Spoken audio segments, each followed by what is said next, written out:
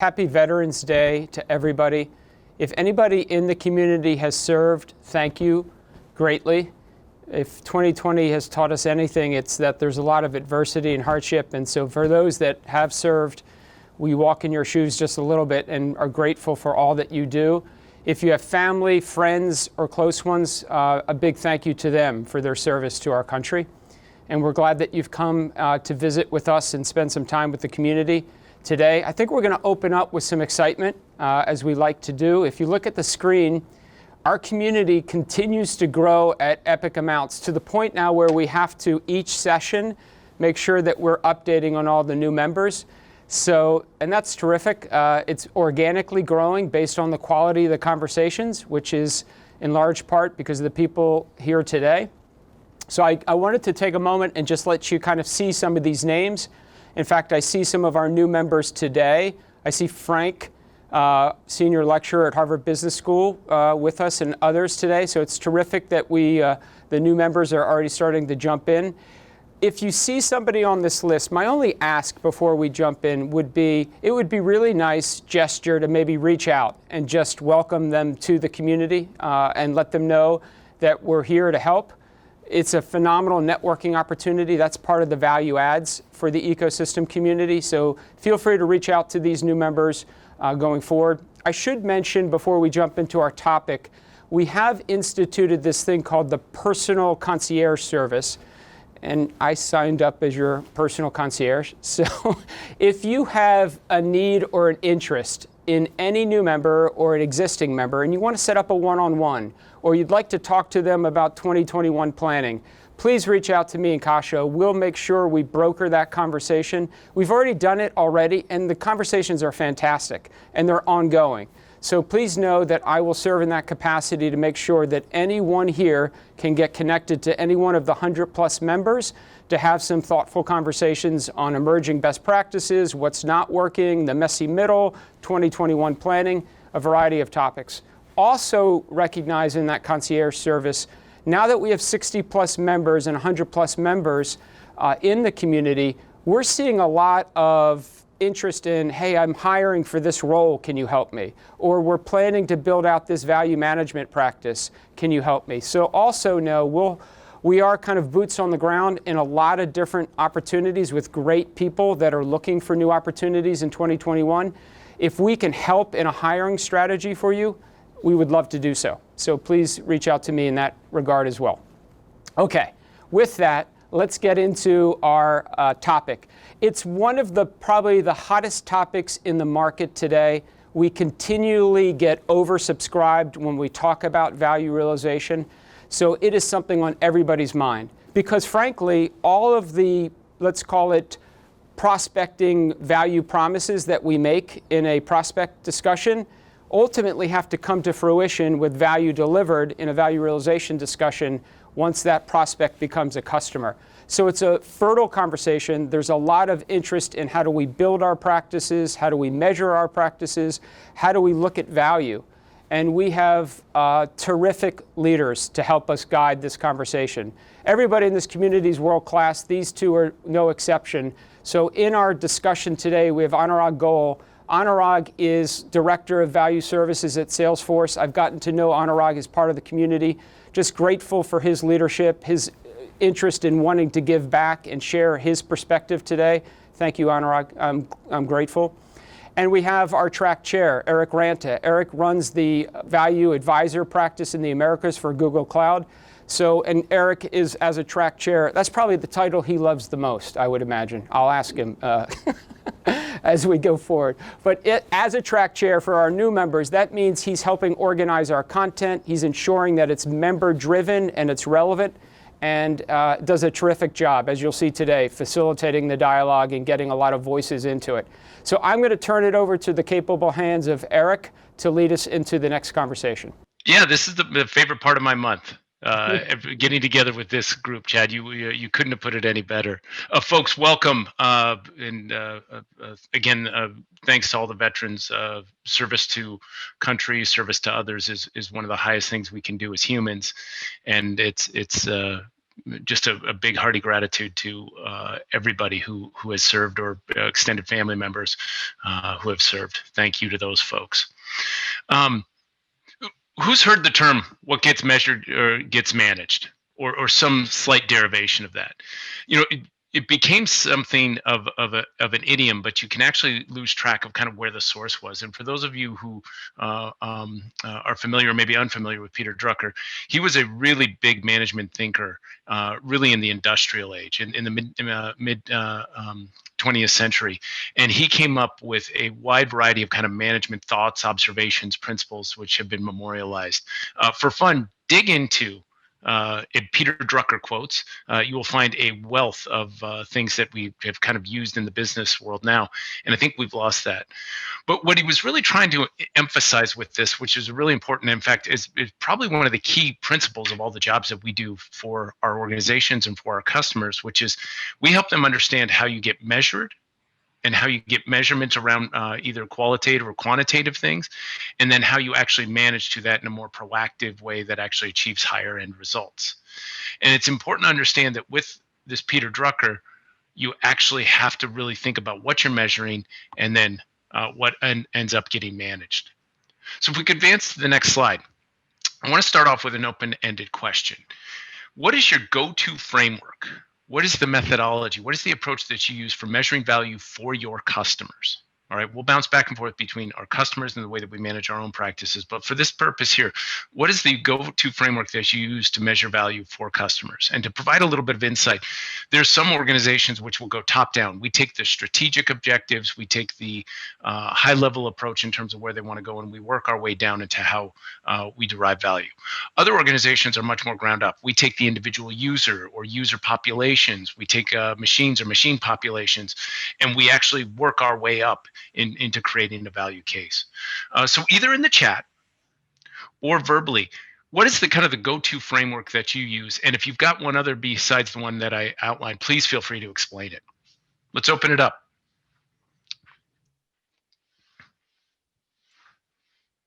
Hi, Eric. Hey, Eric. Hey, Mark Goldstein. Good to see you again, buddy. Yeah, long time no see. It's great to see you.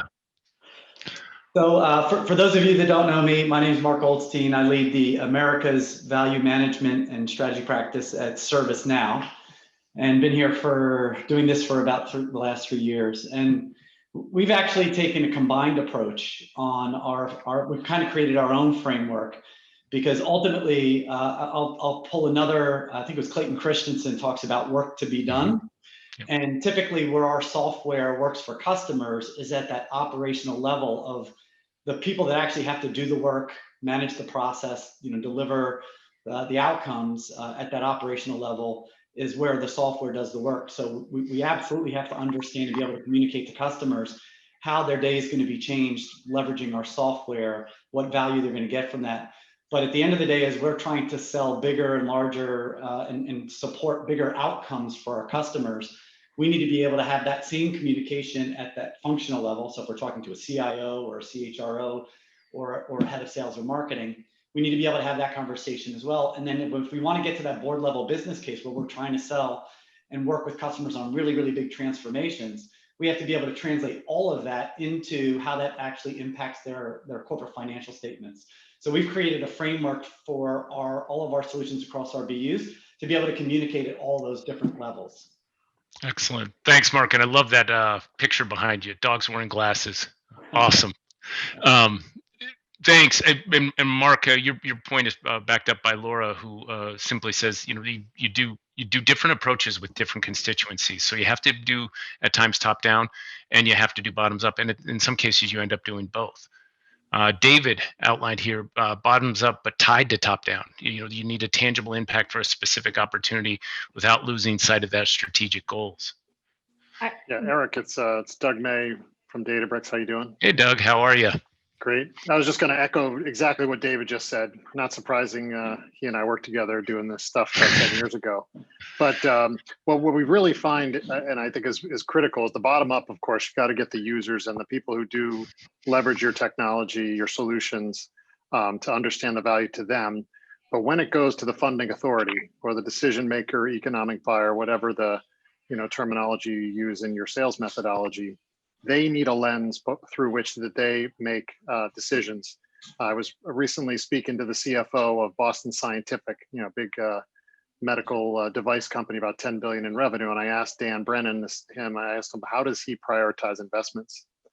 And the first thing he said is it's got to align to one of our 5 strategic pillars. If it doesn't, we throw it out. So that's the top-down need to connect. And the second thing he said is after that, best NPV wins. So that's where we all got to get really great at quantification and getting the buy-in from the people. So top and bottom, I'm all with that with everybody. Excellent. Thanks, Doug. And there's a memorable quote, best NPV wins. I love it. Other perspectives. Eric, can you hear me? This is Abi Egle. Abi, how are you? Good. So I resonate with what the gentleman from ServiceNow, Mark Goldstein, was saying, because I think what he was referencing was Clayton Christensen's the jobs to be done theory. And I was lucky enough to have Clayton as my professor at one point in time before he became so famous. So I date myself.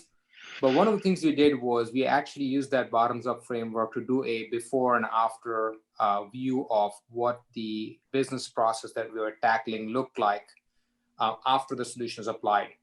And we came up with and we showed a before and after, and we came up for the sales teams and for the value engineering teams, we came up with a very simple methodology, which kind of had these icons which said steps eliminated, steps reduced, or information available to make better decisions. And we put down a framework of that sort that could be, basically they could use that to communicate with the stakeholders as well as co-architect it with them.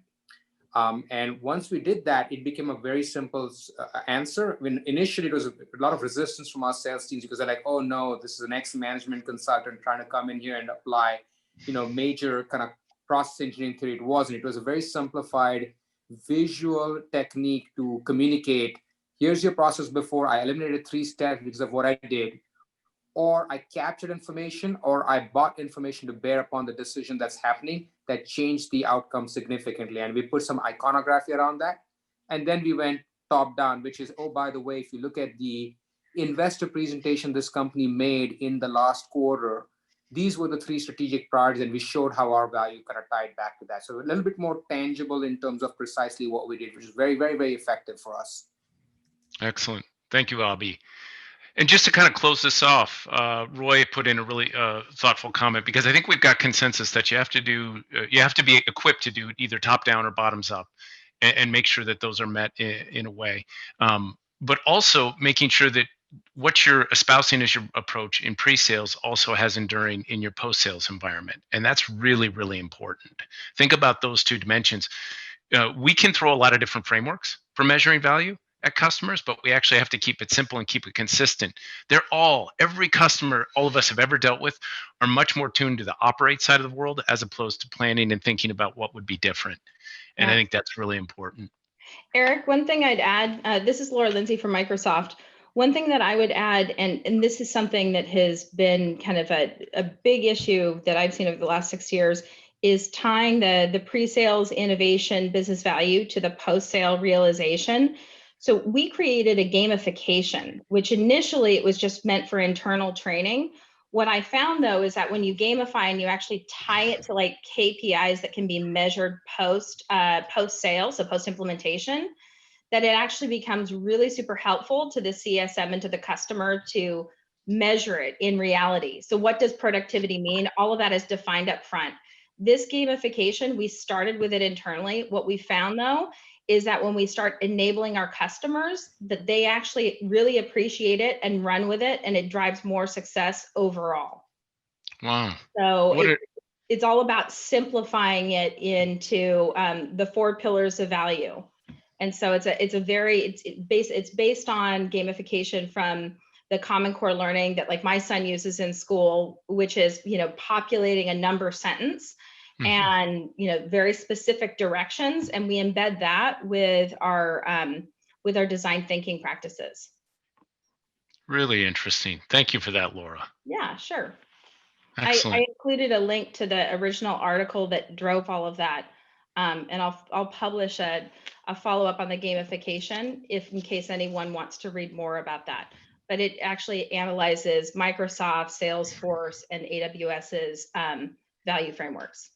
Excellent. Much appreciated. Yeah. Anurag, give us a little bit more insight on this, because you've done some research that I think would be compelling for the group in terms of how companies and how we can actually go and help customers manage and measure value. Sure. Thank you, Eric. And hey, everyone. Nice to see you again. If you progress to the next slide, please. Here's some of the examples that Eric and I collated from our experiences over the years at different organizations. And some of it may not be new for you, but hopefully it triggers some thoughts. And the discussion prior was kind of resonating with what we've put together. So the first up, what we've got is a value tree analysis. Different companies call it differently. SAP early days, we used to call it the money tree slide, if that resonates. So going back to the point earlier about the best NPV wins. So NPV basically is derived from benefits first, and then you talk about the investment. So just on the benefit side, this model anchors on total shareholder return as the ultimate value that a company tries to create. You may want to extend that to stakeholder return as well. I'll talk about that in the next slide. But ultimately, that comes from cash flow analysis, which comes from either you increase sales, or you look at margins, or you look at capital efficiencies. And then you basically keep double clicking into each aspect and get down to that functional user level details that we were talking about. So this kind of helps you straddle top down as well as bottom up, both perspectives, and you can go at it from either which way works best for you. And then the next example I had here is something that we have discussed earlier about the BAIN elements of value framework, which is really working on Maslow's hierarchy in a way, because we have spoken often about the operational, strategic, productivity benefits, but can we up-level that to individual value? Or talk about inspirational value, talk about the larger purpose. I mean, Veterans Day today, right, is a great example of some of that. So can we up-level our discussions to this level of value that we can bring to our customers? I've been trying to incubate this in my accounts as well. It's not easy, but it's something that is worth considering as you are having your discussions with your customers. And then the last example here is just about, we spoke about value realization. So oftentimes, right, we are stuck in the lowest level here, which is talking about usage. Let me give you an example from my days at Adobe. So Adobe technology, right, as you may be aware on the marketing cloud side, all about customer experience optimization. So when you're talking to an actual marketeer who will be using the technology, they may be more interested from an IT lens, maybe in terms of just logins, usage maybe, right? How many times are their teams logging into the technology?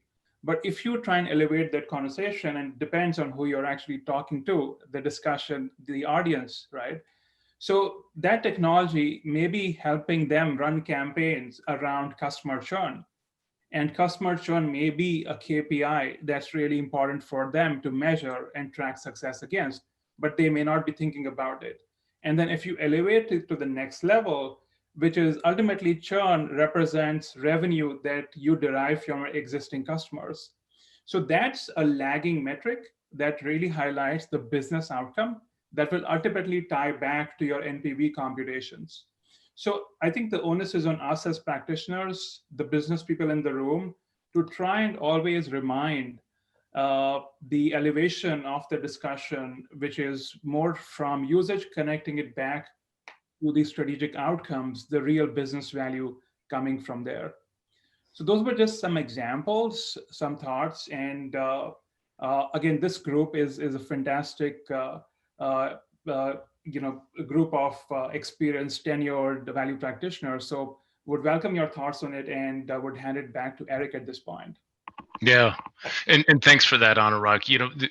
I think the important takeaway is that there's a variety of different frameworks, unifying methodologies, approaches that you can take. And I think we'd all agree that you can pick one, and you can pick from a variety of them, but you have to stick to it. Because the next question, and actually let's go ahead and reveal it, is metrics are great in isolation. But what's the common question that we get in just about every engagement or every activity that we do? What are your other customers doing? What is best in class? What is a leading practice? What is a leading indicator? There's so many different questions around what you measure, and then they want to put it in context, and this is often context that they can't bring themselves. So the question that we have here for the group, and would love some discussion again, either in the chat or directly, is how often and how do you use benchmarking data with customers? And the obvious one is that you can use third-party sources, an IDC, a Gartner, a Forrester, academic research, any number of different kind of consulting aspects. The second one is that you can take your own best examples of customers who are doing really interesting things and benchmark against their success. And would love to know if any of you have actually created bespoke benchmarking capabilities where you can benchmark specific business processes or functions against your own data repository. So again, let's open it up to the group. Let's answer, how often do you use benchmarking? And then the second part to that is what do you use? Hi, folks. It's Teresa Ananium with Zendesk. Glad to see you all again. We definitely have found benchmarks to be one of those critical kind of added values that we give to our most strategic accounts. So we use it heavily. Often, I would say, is about a quarterly cadence. We are in EBCs, or you might call them, QBRs. We are sharing with that customer what we see in our customer base. So it is very unique to the customer base. There is some industry data that's high level about what best in class is, but then we look at our customer base because it not only shows what customers in that same industry, even using that same use case, are achieving with our solutions, but it allows them to believe that, it is achievable for them too. So we look at a variety of different indicators that matter to those customers. They are related to the industry they're in. And then benchmarking is about our customer base, but really with kind of a outcome of that meeting to be, now, how do you want to prioritize these to get there too? And then that drives a lot of our action plans around, how we take a customer along that maturity curve. Yeah, thank you for that, Teresa. A couple of things from the chat that we got in, and it's fairly interesting.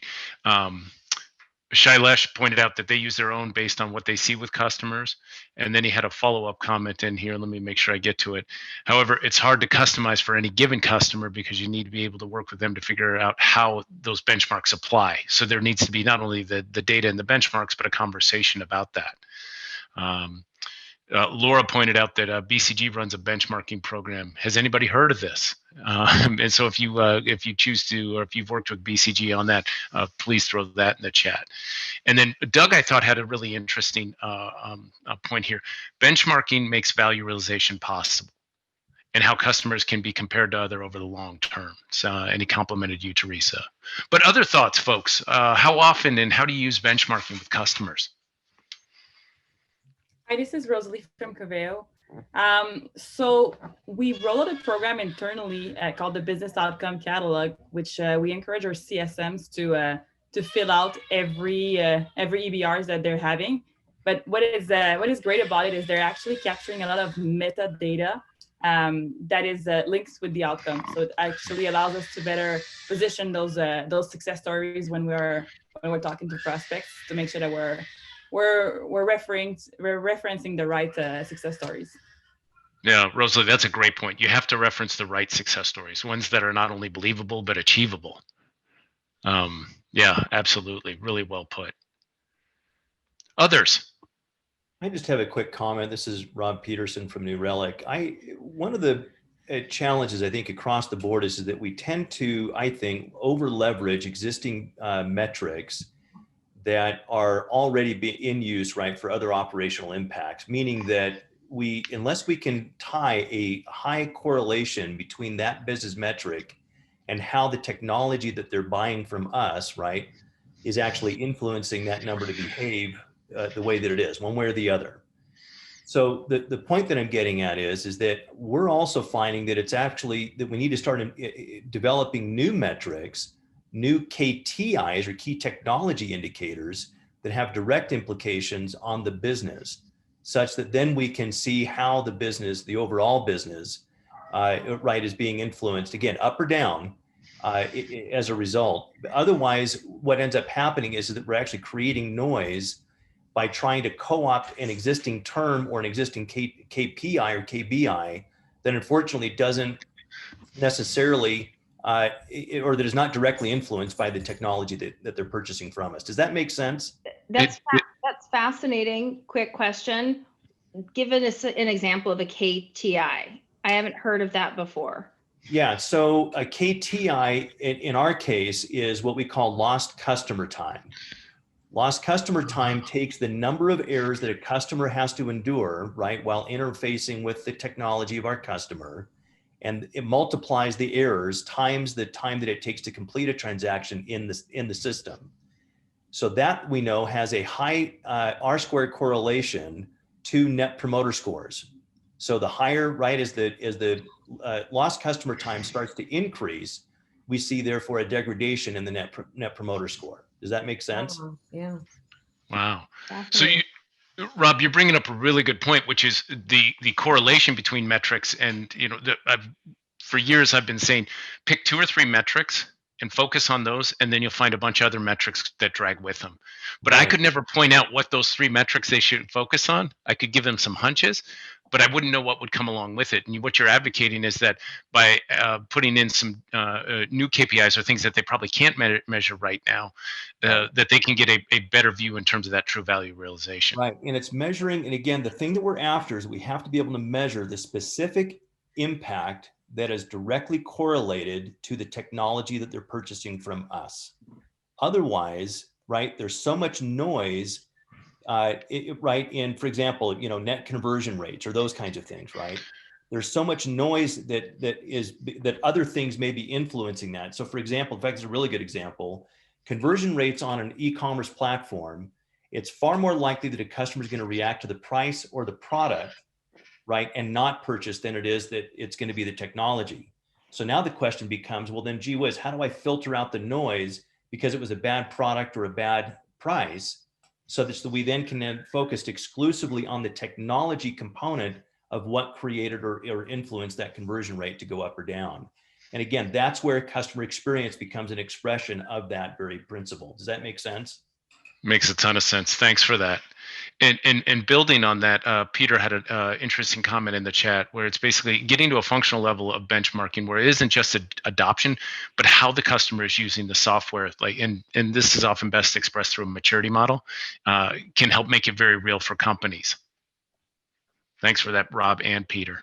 Yeah, Eric, so go ahead. I was just going to say, just to reinforce that that you just read there, we're doing something along those lines where we have customers that have opted into benchmarking, and as a SaaS provider, right, we have access to then go in and use we have some data scientists and some analytical capabilities that go in there and pull out that usage data to understand how the customers are actually leveraging the technology through some common KPI definitions and some usage and service catalog kinds of definitions.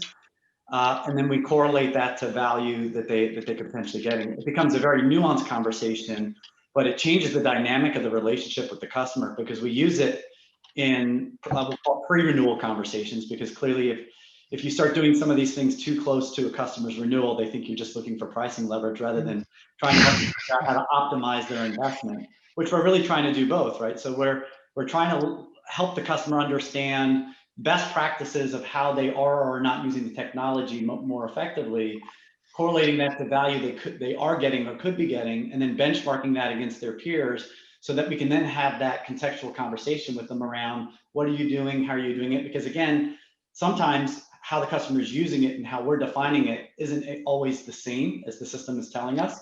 So we can't always approach it as what the data is telling us is the rule of law. We have to go in a very nuanced consultative point of view to understand seasonality, other things that might be happening that might be driving some of that behavior.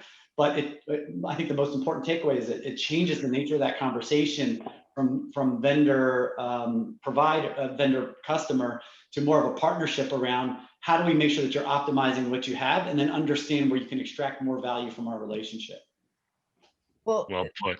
yeah, one thing I want to add to that, what I like about that is just the ability to kind of flip that around and use a framework like that, where you have proxy data that might not perfectly identify the value delivery and the expectations of the customer, but allows you to apply that methodology to, you know, a greater volume of customers where you can't have all the human engagement to understand intimately their exact expectations. So I like that because it's a kind of a scaled approach.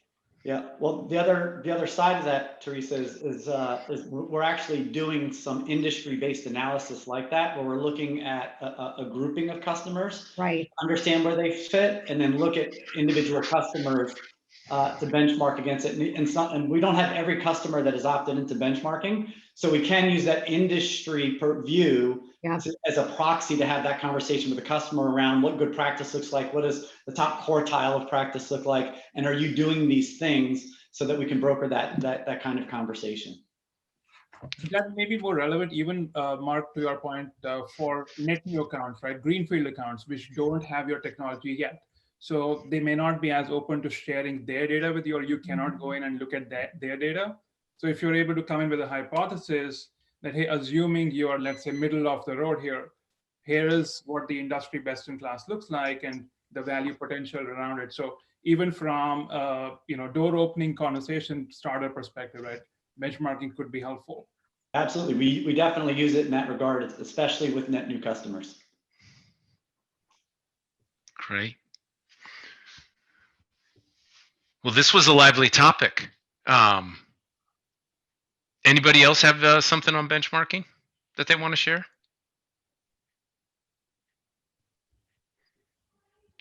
All right, Anurag, set up our next discussion topic. Throw it back to you. All right. So time for a pop quiz. Any thoughts on what we're talking about here?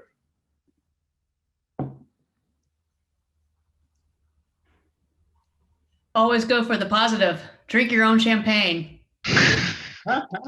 Absolutely, yeah. Drink your own champagne, eat your own dog food. We spent the last few minutes talking about measuring value for our customers. Now, if we were to turn that around as value practitioners, can we use similar principles to measure success of our own practices? And given COVID, the environment that we're in today, it's really important to continuously justify or show the impact that some of our teams are making through their hard work internally. So to that end, what we've tried to do, Eric and I have put together a few KPIs as a framework that we have seen value practices measure, and would love conversations around how each of us have been approaching this topic in your own respective organizations. So if you move to the next slide, please. Basically, what we've done here is segregated some commonly used indicators into either leading or lagging indicators. So let me define these for you. Leading are more about early stage demand, for example. So the percentage of, let's say, the pipeline that you're attached to. How many users have you been able to penetrate from your user population? What is the number of requests that you're getting for value resources or even self-service tool usage? That could be a leading indicator for you. The level of exec engagement that you're getting from your customers. You could also flip that to talk about level of internal engagement, the sponsorship that you have for your programs, the quality of feedback from customers or from the field as internal CSAT scores. Those could also be leading indicators. And then from a lagging indicator perspective, Eric spoke about in one of the prior discussions about how, let's say, Google Cloud is focused heavily just on bookings. So, the amount of revenue that you influence from a closed perspective, or it could also be pipeline influence. Those could be measures of success. It could also be a deal size or average selling price, because typically we associate value management being responsible for elevating the discussion. As we saw earlier, what that leads you to do is uncover more use cases that customers may not have thought about if they were just focused on a particular set of solutions. So you basically help expand the deal. Increasing win rates. This is something that I've seen as well, is a KPI that's used. There could be flavors of this in terms of how you define the win rate. So it could be total deals that are closed. It could be stage progression as well. So if you look at the conversion funnel from starting to end, or you could look at segments of it as well. Deal velocity, again, in the same conversion funnel. How are you able to influence deals to move from one stage to the other? And if you're able to accelerate customers being able to gain internal approvals for some of those projects, right? You're able to prove out the best NPV, and you're able to help deals to close faster. Net retention rate is a topic that we spoke about again in one of the prior sessions. Again, looking at the customer lifecycle holistically, if you're able to make sure customers are doing benchmarking, they're seeing the value, they're seeing the love from the relationship, they retain with us more, and we're able to expand more into those accounts. Again, that bleeds into the last indicator here, which is around the average spend per account. So how much are they spending with you year on year? And if you're able to help expand that relationship value. And to top it all, wanted to mention here what Doug May actually shared with us in one of the prior sessions. That's the beauty of this community, right? We learn from each other. So Doug actually called out something that's really the holy grail of what we do, is amplifying the impact of each function. And it's really impossible at times to quantify that, but it is a strategic impact. That's why I call it here as unquantifiable or strategic impact. That's really the bonus for all of us to think about, is this aspect of amplifying the impact of each function, yet not being able to put a hard dollar value to it. So with that, pass it to you, Eric, to open it up. Yeah, absolutely. So folks, the focus of this question is going to be on our value practices and what are the success measures that we use that are important for us. And oftentimes they can be quantitative, but then there can also be subjective measures. How do you communicate that to your internal organization? And in some cases, you may want to take that and explain to your customer how we measure that, because it's a really nice seed for value realization. Paul Randallson, and good to have you on, Paul, highlighted a couple of things like number of engagements, revenue pipeline, thought leadership, training hours delivered. He tries to blend other things with beyond revenue and have softer measurements to make the team better. But let's hear, how are you explaining the success that you folks have within your practices? Yeah, Eric, maybe I'll just speak a little bit about some of the points I put in there. I look across the team, because we know sometimes revenue can be lumpy, and if we kind of align with revenue and pipeline, it can potentially limit bonus or limit people's kind of feeling that they're contributing. So when there's times like that, I like to encourage the team to focus on building out new IP, new collateral, new tools that the entire team can benefit from. So we've come up with things around digital pyramids and other ways to kind of to identify and discuss value drivers in that, and then measure that adoption in the field, share it with the sales teams and get their feedback. But ultimately, it's trying to help all of us lift our game and really encouraging people to focus on some pet projects that will give back to the team and the company. Yeah. Thanks for that, Paul.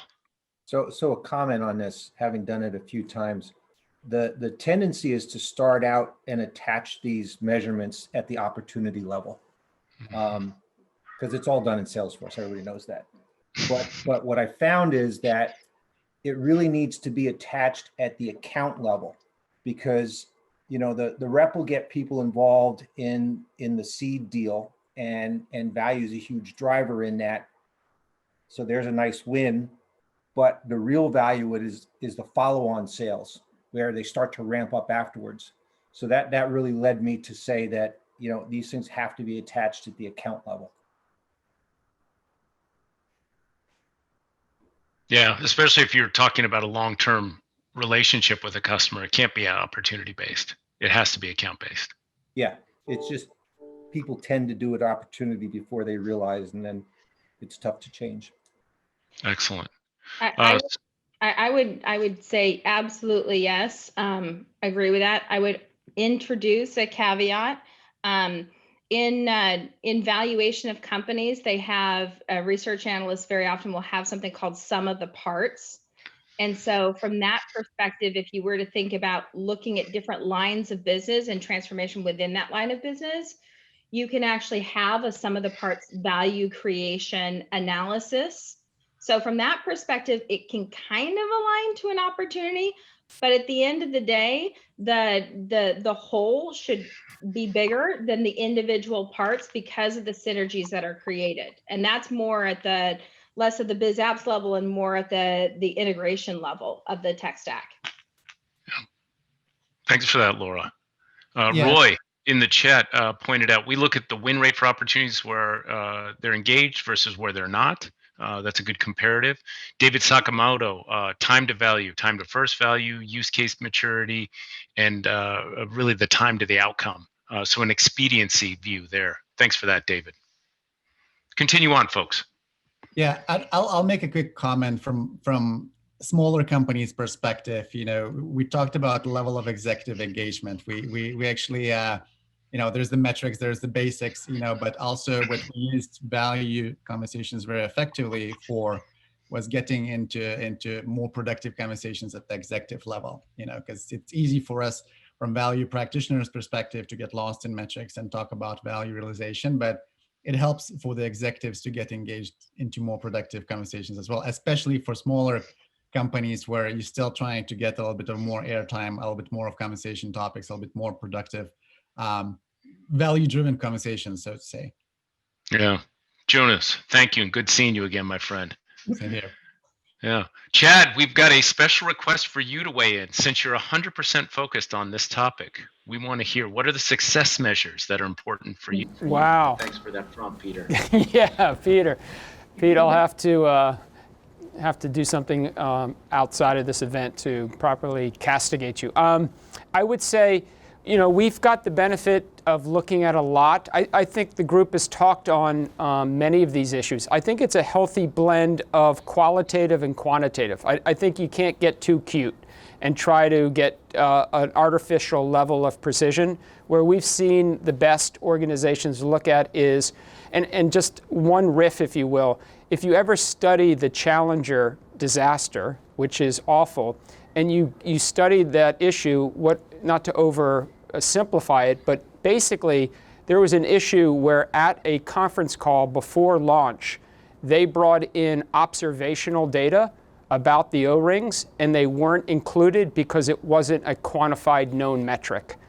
And we all know the outcome of that. So I think there is the blend of observational data that comes into play, survey data in terms of field success with it, that blends in with the quantitative metrics into a balanced scorecard that we've seen very effective. Thank you, Chad. Folks, any other questions on this? Any other observations you'd like to share with the group? I had a question for David actually on his comment. When he says time to first value, right? Time to value is increasingly being used. How do you actually define this? I'm curious to know from the group. How do you define time to value? Yeah, so we're building to it a little bit. Our main hamstring is telemetry, but ultimately you want to get to if it's it's primarily for a new customer, right? So if you get to, or at least initially, eventually you're going to do use cases, but from point of sale to minimum, what we're kind of defining as minimum value. So we're starting with licensing, which is not a very smart way, which I realize. But what we're building to is to say, hey, we have a series of stages with our product. You're buying for a certain capability. We're going to define an MVP, and then we're going to kind of iterate on that with customer feedback. If that truly is like an MVP, and then that's going to hit a milestone. So we're tracking it now for license, but it's the first iteration. Eventually, it'll be kind of MVP, minimum viable, minimum value for that use case that they bought on. And the outcome is our business outcome. That one's going to be a little squishy because it's going to constantly change. Over time, I think there's an opportunity for us as we mature that we have like these little circles, right? So you go to a use case, you adopt a new use case, and we'll do like a stage maturity as you adopt different parts of the product. But we haven't kind of worked out that level of instrumentation yet. Hey, David, that's fascinating. Could you talk a little bit more, tell us a little bit more about the telemetry portion of that? Yeah, sure. So we're doing a couple of things. We're working closely with our product team. And I'll just use our product as examples. We have, we call them stages, but they're effectively like use cases for a customer. So we're DevOps, we have a DevOps platform. So if someone wants to adopt source code management or continuous integration capabilities, we'd say, hey, great. The minimum things for you to adopt to get basic value for, say, continuous integration are these. We're starting with like 3 to 5 features. Great, excellent. Then we want to start moving you up. And so over time, we're going to build a framework for adopting that use case that'll also incorporate different tiers of the subscription, right? So ultimately, you want to get them to the next tier. And if they upgrade to the next tier, you want to make sure they're leveraging those capabilities. Otherwise, you'll have a down tier churn. So that's the model, that's the overall strategy that we're building to, but it's going to take us some time. And again, it's kind of first value, use case maturity, and then outcome. And outcome's not going to be because you're going to have customers, their outcomes are going to take probably years and some may happen quickly. So that's more of just an account specific metric than one we'll use globally. Okay. Excellent. Thanks for that, David. Frank Cespedes, you are using the raise your hand feature. You got something you want to share with us? Well, I wanted to ask a question. And by the way, this is, I'm the virgin here. I'm just joining this excellent discussion. But I want to get back to a theme that Mark Goldstein and Peter Smerald both introduced, because it's something I've noticed the last 5 years, the companies I work with, the boards I sit on. I think all these frameworks are very, very useful, increasingly necessary, but they tend to be ex-ante frameworks, right? As someone pointed out at the opportunity stage, etc. But as both Mark and Peter pointed out, a great deal of the actual outcome, right? That's what Clay was getting at when he talked about the job to be done. By the way, you have to understand, Clay got that phrase from the guy both he and I studied with, the great Ted Levitt, smartest guy to ever teach at Harvard Business School, right? But many of those outcomes depend on how the customer actually uses your product. And that's especially true with most of the companies represented here, right? Tech firms, software, CRM's a good example. Everybody complains about CRM, but it's not because of the software, it's because of their sales management practices. And what I notice, and this is going to be my question about how you folks try to manage this, most salespeople don't have an appetite for explaining to customers that in order to get real value from our product, you need to do root canal on your workflow processes. They want to make the sale, right? They don't want to do re-engineering. And so what most companies do, I notice, is say, all right, well, that's customer success. But then customer success inherits the workflow and often inherits the expectations set by sales.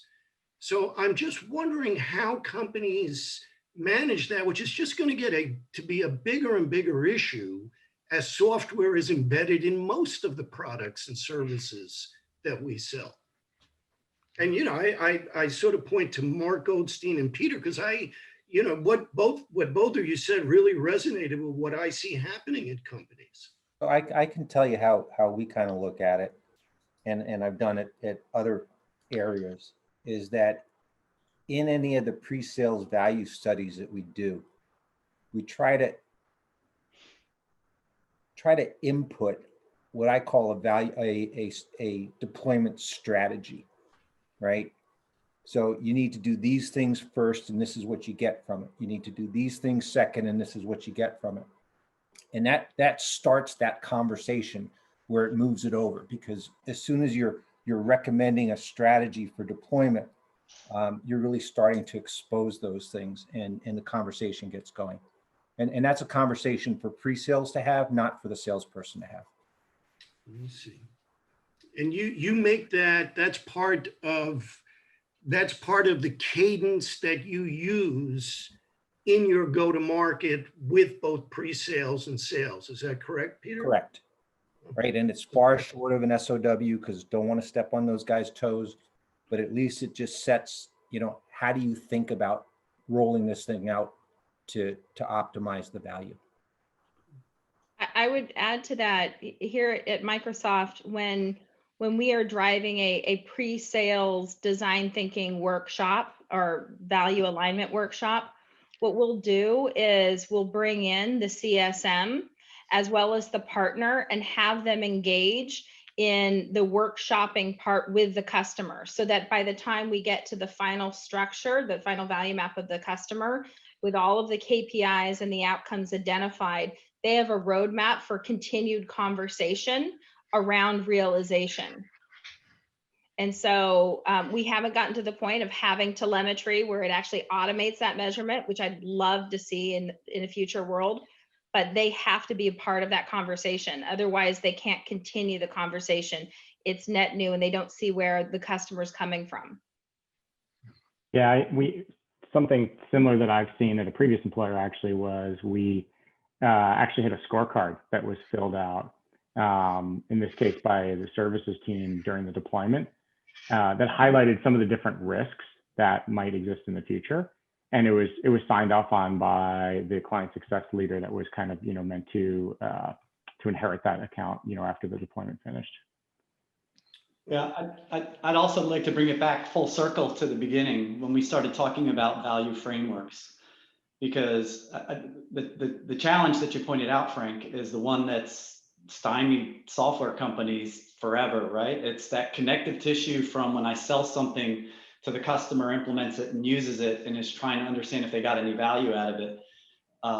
The starting point has to be that there's a common framework that we think about how we talk about value, how we accrue value, how we allocate that to the different outcomes that we can potentially deliver through the software, through the business process change, through the usage of the capabilities at the customer. And historically, there's not been a common way. A lot of software companies just go in, they sell, they walk away. Now that we are in the SaaS world, and IaaS and the services business, our ability to renew customers and to continue to cross-sell and upsell them is critically important to all of our business models. So it's become more incumbent on us to help lead the customers on how you do it. Having that common framework to talk through it is the foundation by which you build all that. Now, Mark, you're reading my mind. In any land and expand approach, it's crucial. And one thing we know for sure, when a customer misuses your product, they're not going to blame themselves. Yeah. Frank, welcome. Way to prompt a question. We might make that a topic in a future forum. So folks, we're almost near the time, and I realize a lot of you have booked in back-to-back schedules. Before I pass back off to Chad, if you think about Veterans Day being today and being of service to others, and if you think about what work we do, we are trying to be of service to our customers and to our own organizations. And in the world that we're in right now, promising signs way out in the future for a vaccine on the pandemic, but we may not even be halfway through this yet. So I'd encourage all of you, and especially with some of the volatility that we have in our political and social climates right now, find a way to be of service to others as we head into this holiday season. I wish the best for you. I wish great things for you, and I can't wait to get this group together again. It really is a benefit. But let's all work on being a great service to others as we close out this unprecedented year. Chad, back to you. Wow, it's a shame this was a low activity engagement session. Just phenomenal interactions from the entire group. So really humbled that about how this session went and the lack and the engagement level throughout. So first, Eric, thank you for as our track chair. Anurag, thank you for co-hosting this session. Terrific that you brought your own experiences, and the level of discussions from all the members, fantastic. And it really underscores what's on the screen here. We think we have the leading value management community in the world today. I don't think that's an overstatement. We have the best brands, the best thinking, we have research, we have practitioners, and so we really want to take advantage of that. In particular, IDC, who's a charter member, so recognize every member here has access to our relationship with IDC and their research. They have been gracious to sponsor the first ever kind of survey, if you will, benchmark survey on value management and our maturity and our practices and how we're looking at it and how we're measuring it, both from a customer perspective and internally. We've gotten about 30 survey responses. We have 100+ members. So my encouragement in this end piece is to make sure that you get curious on this link and you take the survey, because we will then unveil this empirical research out in January 2021 for the entire community to be able to benchmark and realize value around. So that's exciting, and we want to make sure that you're out there utilizing the survey and ultimately being able to have a discussion holistically as a community on some of the results. So that's coming up in our next, you'll see that in the January session. I want to thank everybody for the engagement. Probably close with just the fact that if there are members that you've been introduced to today, please take advantage of that concierge service and either reach out to myself or Kasha for direct matchups or one-on-one discussions. Thanks all. Have a great day. Happy Veterans Day.